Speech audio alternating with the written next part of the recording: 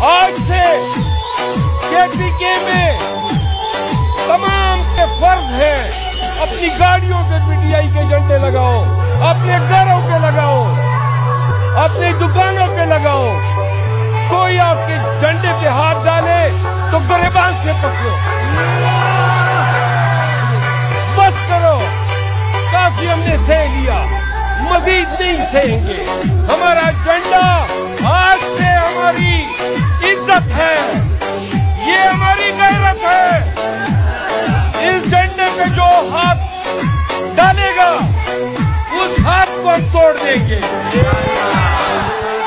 वादा है, दुकानों पे, चौराहों पे, गलियों में, बाजारों में ये झंडा लगाएंगे। कल से आपने अपना झंडा लेकर निकलना है।